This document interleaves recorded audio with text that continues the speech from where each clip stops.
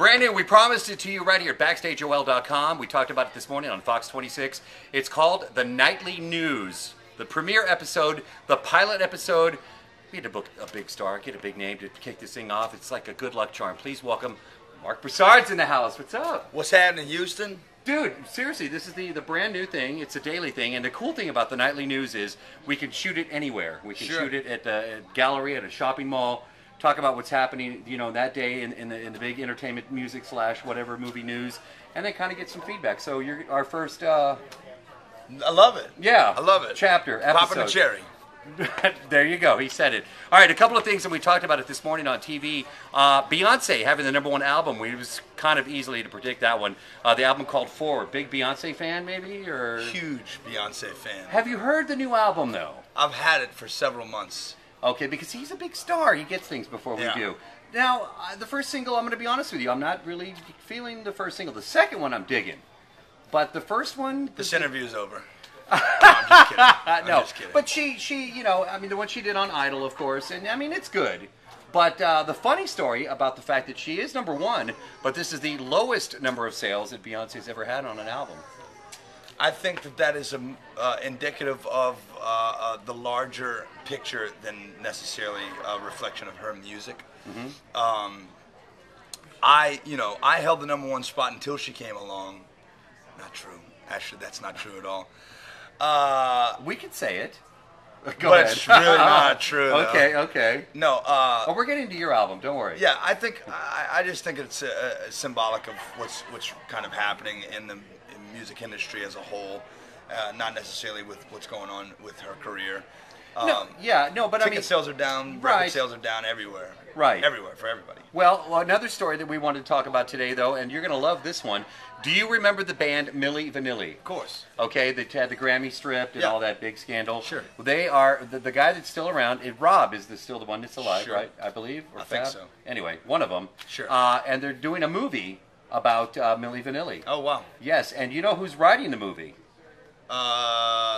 Okay. If I had to guess, Tupac is writing. No, Tupac is not writing the movie. He was at a Dairy Queen earlier today, though. We saw him. No, it's the writer from Catch Me If You Can, that movie with Leo DiCaprio. Sure. And the producer of Jurassic Park. I screwed that up on TV this morning, by the way. I couldn't remember Jurassic Park, but I remembered it today on the Nightly News. Okay. And they're going to put it together and make... You would think that the big names like that coming together on a Milli Vanilli movie, it probably wouldn't happen. But isn't that weird? I mean... Yeah, that sounds like a real winner to me. Would you want to play Milli or Vanilli? We could, you know, do the... I would rather play with bull's testicles.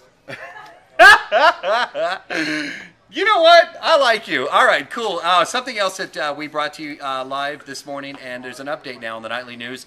We had Paul Rodriguez this morning with us, and his son is P-Rod. Yeah. Big skateboarder. Love him. His dad actually broke the breaking news that P-Rod's retiring. Is that right? A shocked face at this. This story... It's a young man. What is he retiring for? See, now, you're going to have to see the interview, but I'll tell you right now, because you're here with us. He is going to be going into movies, doing some acting and things like that. Interesting. But this is a guy that's sponsored by Nike, you know, big name endorsements. And his dad told us this morning, since we spoke to his dad just hours ago, this story's already been picked up by national skateboarding magazines and things like that. Man, I like that kid. He's a good skater. I've enjoyed watching his progressions. It's too bad he's you know, I mean, granted, I don't think there's a person in the planet that wouldn't enjoy a paycheck from Hollywood.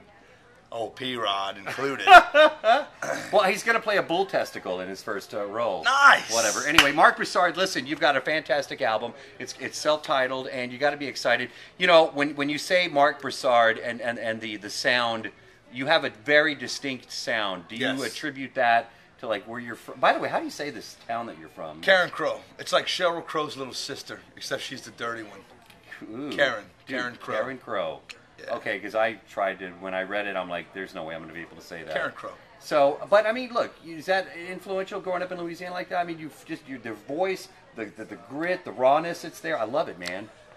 Growing up in Louisiana had absolutely nothing to do with what I sound like. Okay. No, I'm just kidding. That's just a joke. It had everything to do with it. What a bull testicle you're being. I know, just kidding. I'm so sorry. I'm in a great mood. I'm in a fantastic mood. I love this town. I love Houston. It's a great town. Yeah. I got really good friends here.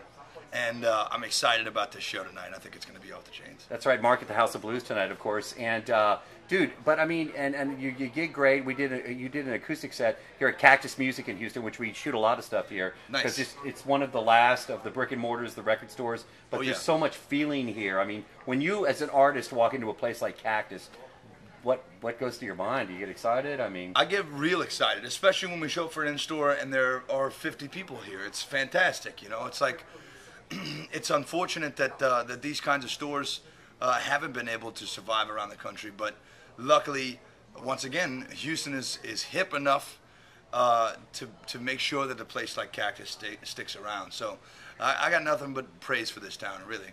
So you're on the road right now. You're doing shows. You're playing live. Of course, the album just dropped recently. Yeah. You, how long are you going to be out doing the shows? And you're just out for a while, aren't you? Or... If I had to guess, 2 or 3 decades.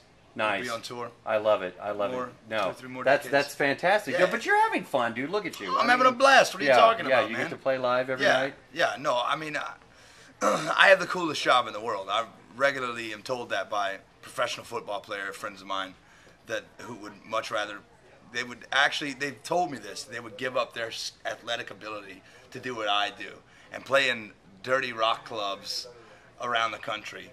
And it blows my mind that a man who's got a Super Bowl ring and who is one of the greatest tight ends of all time, Dallas Clark. No, I was going to ask you to name drop. It's all right. Dallas Clark is a very good friend of mine. Would actually rather be doing what I do, living on a bus with 9 other stinky men. And we have 400 square feet of space for 9 men. No matter how clean that bus is, about 2 weeks after we get on it, it smells like toes and booty holes. I was going to say, are there any specific rules? Because some of the bands, we want to shoot an episode of Cribs on a bus. On a bus. Will you do it like next time you come through town with us? Seriously, yeah, it would be fun. I think we have to get a special lens to shoot inside the small spaces. But yeah, no, it's an interesting environment. I have to admit, it's a boys' club. You know, like I don't hang out with my partners at home very much because when I'm on tour, I'm you know, it's the boys' club. Right. We gamble constantly and dude, you know, I love you. Roll dice and play cards and curse and dude, you know, sounds like a typical day. I love it. It's a good time, man. That's awesome. Yeah. No, because you know some bands we've talked to have said you know they have certain rules like on the bus, like bathroom is #1 only. You know. Definitely. That's universal, man. It is. That's universal.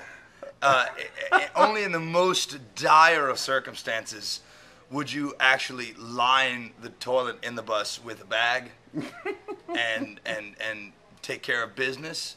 But I would rather pull over on the side of the interstate and use it in the woods before actually using it on the bus because it is.